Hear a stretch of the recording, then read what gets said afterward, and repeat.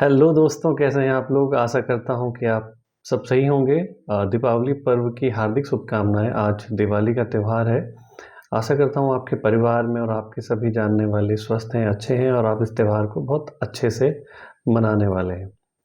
So welcome back to another episode of exploring what is happening in cyber security.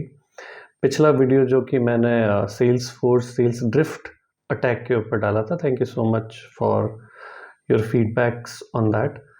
आज start करते हैं कि latest ऐसी कौन सी टॉप 8 न्यूज़ है, और उसके बाद किसी एक पर्टिकुलर टॉपिक को हम पिक करेंगे and we will try and get into the details that why that incident happened and what is the common thing which can be avoided to take care of such attacks.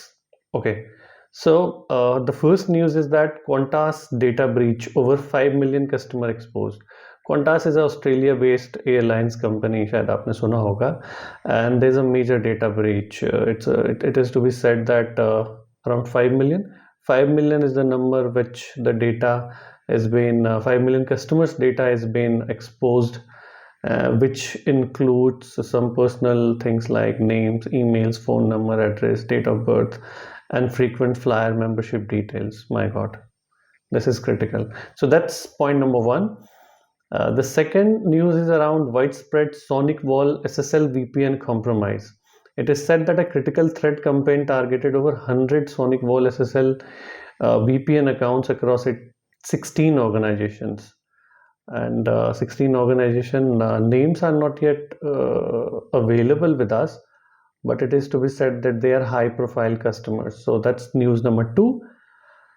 Salesforce, Qantas, and extortion wave. So there's a similarity. You have to understand there's a similarity between this Qantas Salesforce attack. I think the attacker groups are same. Yeah, both the groups are same. Fourth news is related to Jaguar, Land Rover, and Volkswagen attack that happened, where they lost euro 50 million per week. So that's news number four. Fifth is that F5 networks breach triggers emergency responses. So that's another big news. Sixth is Microsoft patches over 170 flaws, several under active attack. So they circulated the patches for the vulnerabilities known, and some of the vulnerabilities were CVE 2490, 59230, 47827. So 59230 is very famous and critical, where it was related to privilege escalation remote access connection manager. If you have heard, it was utilized in one of the attack. Seventh point is related to AI and malware. OpenAI acts against abuse. OpenAI is feeling the heat, where their overall governance on this seems to be not going well, because 40 odd networks had the policy violation around that. The eighth news that we have today is ransomware hits new high, record surge in attack. So recently, I would say in last 1 or 2 quarter, there's a tremendous kind of spike on this area of ransomware. So these are the 8 main topics. If you will suggest, we'll pick maybe any of these. Today, however, I have selected Qantas data breach, because there's a similarity between how and what happened into the Salesforce and what is happening in the Qantas. So let's see and understand what was the case and how it went from, Qantas is a good governance having company, because I'm aware. I saw some reports few years back. The way they portray themselves sounds to be very good organization having good policies and practices. But it's surprising in the cyber domain what went wrong with them. So let's see and try and understand what happened. So the entire story starts from June 30, 2025, where the Qantas internal teams identified that there's a suspicious activity happening. Mind that it's June 30, 2025, around roughly 5 to 6 months from right now, used by its contact center. So June 25, suspicious activity was kind of monitored. It was detected by Qantas team. Uh, Scope wise, if we see, the breach exposed record up to 6 million customer, including, as I said, names, email address, phone number, date birth, and other frequent account member. However, there was no detail related to financial and their passport related things. I don't know how did they survive that. What was the attack method? The hack originated from a third-party call center platform under risk from vendor dependency. Again, just like Salesforce, Sales Drift, there's a third party involved here through which these scammers, these cyber attackers enter to the third party and then they enter to the intended company. Similar thing happened in the Salesforce, if you remember. What was involved here, the group involved here, the attack is widely attributed to scattered spider, also referred as scattered lepsus hunters. The same group was there in the Salesforce, a notorious criminal group. So in the recent times, if you see, many of the attacks has been taken by these people, scattered spider. This is under radar of many investigating agencies. However, they are not been able to catch a hold of this. The next thing in this timeline was data leak. October, right now, the month we are, hackers published the stolen data on the dark web after Qantas did not meet ransom demands. I think I would appreciate Qantas approach here, to not to give money on this ransomware. And unfortunately, what happened that they started selling, they started showing these data on the dark web. You know the story of dark web, how it operates and other thing. Now it's important to understand what impact internationally it has.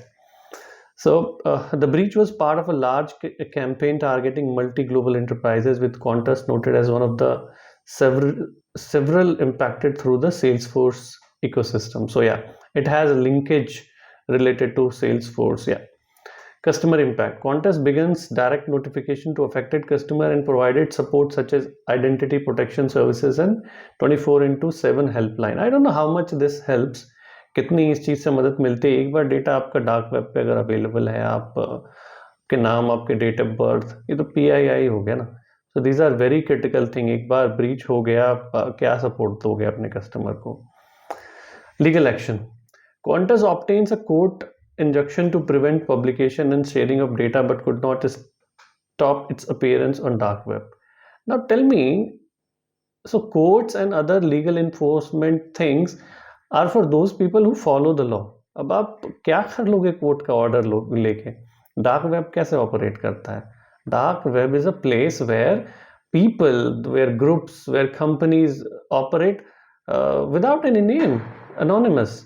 You cannot take a hold of them. So if you want, someday I can prepare a video on dark web also, how it operates, and how why all the data is always being sold on the dark web.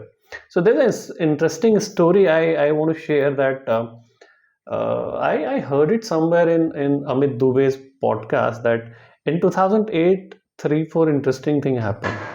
One, WhatsApp was released. Second, iPhone was released. Then there was a financial crisis, and this dark web also. And somewhere similar the line Bitcoin also. So see, there's a similarity. All these things happened somewhere around 2008. And now you see breaches, you see money is being transferred here to there, and then then the utilization of Bitcoin in those ransomware attacks. So usually all these scammers and hackers do ask for the monies in terms of Bitcoin. So again, that's a separate topic, how the Bitcoin works and Why do they always want to have it on Bitcoin? Because it's tough to track.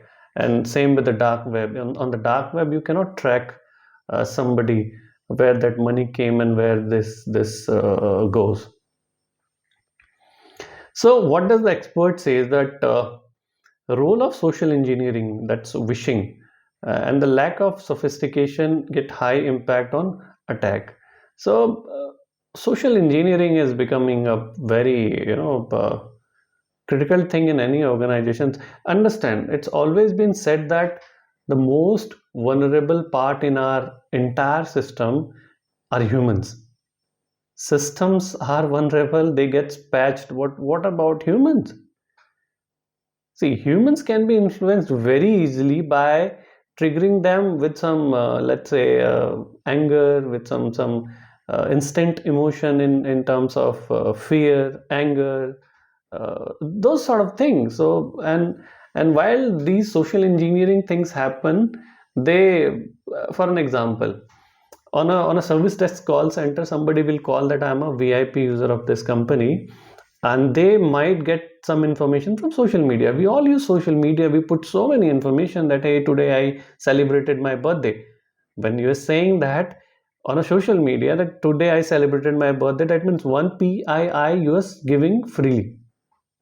That's right. Second, that sometimes you tag your place, that okay, it's nice dinner at my place. Again, an information. Third, you said that this day I went here. So when, if somebody wants to create a profile based on what you post on social media, they can very easily create, this guy lives here, this is the date of birth, some digits of your account number. They might visit your home and see what your Wi-Fi name. So there's so many things can be collected. I will do some separate session on that, what can be the measures, what we can take. Now, what security measures Qantas as an organization took? So it is said that internal security and customer, data security has been increased post this incident, but we lack the details. What exactly they did? Are they, improving their zero trust thing, or they are engaging some third parties? So we are yet to get more details on this. Impact wise, what is that impact? Reputation, the customer trust goes for a toss. For an example, if your personal data is available on dark web, would you again, would you like to trust that company? Share prices, the way they operate, the other organizations connected to them.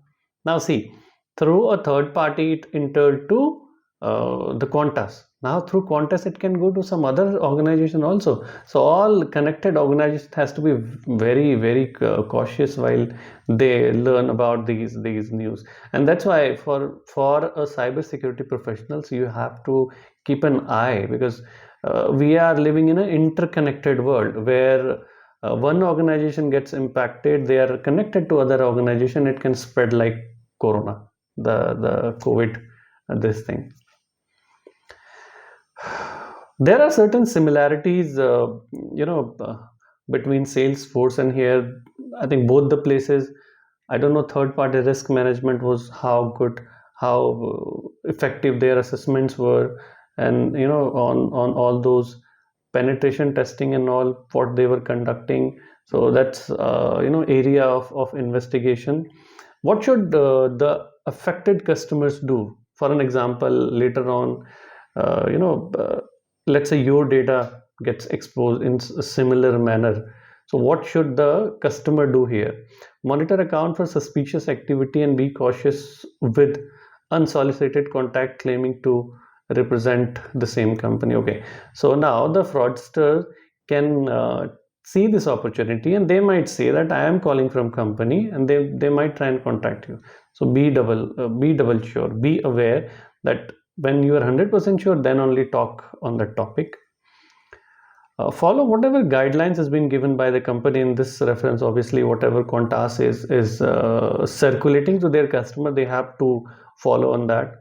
Stay updated with whatever government advisories and updates are coming on that. Obviously government is taking good care around that. One has to be really aware on. Let's see some point of similarity between two attacks, Salesforce and Qantas. What was the similarity? Point number one, both incidents share supply chain attack characteristics where hackers targeted trusted third party. So, trusted third party, both were the trusted third party from where this attack has been penetrated and they reached to the intended organization. Uh, Qantas via call center platform, I told you the name. Salesforce via integration like Drift and Salesloft. So there was an integration and it's a call center through which they came. And on the call center, how did they entered? Obviously through social engineering. And what sort of social engineering? They might call as a customer or a VIP user with some information available from maybe social media or from some other sources, and they can start influencing the call center guy, and they might get changed something. So that's one possibility. We'll see what is the exact case.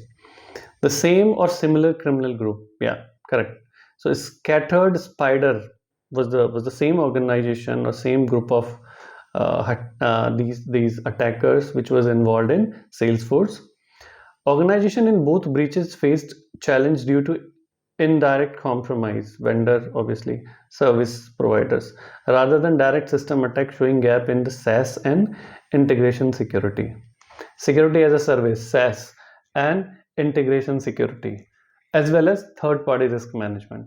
So these three topics are very interesting. Upcoming sessions, I'll pick SaaS, how do they operate, what are the integration part, what are the security measures one should take, and on an ongoing basis, is the third party risk management being implemented correctly? So when you see a third party risk management charter, there are certain control which gets evaluated on a monthly, quarterly, half yearly, annually, on an annual basis, which involves those privacies, those integration related thing. If for an example there's a email spoofing at a customer end, rather I would say a vendor end, will that email spoofing directly reach to my email box? Is there any way that we can see is it been correctly handled? Do those vendor have those SOC related certifications which is required? Are they getting those SOC testings done on a right way? Those ISO 27001 and other certification requirements. So it's a very broad area and topic which we want to discuss. So I think this video has already reached 18 minutes. Let's cut it short for the day. Do comment if you want me to pick some other areas in upcoming videos. With some help of some editing guy, I would try and have some images, videos, and more interactive. I would try and create that more interactive. Right now I'm focusing on creating this content via verbal, or maybe the way I am doing right now, but later on, based on your feedbacks, we will try and improve it in that way. So let's close it for the day. Stay vigilant, stay informed. These are the basic things. You maybe that's the way you can save yourself in today's such a vulnerable world. Thank you so much.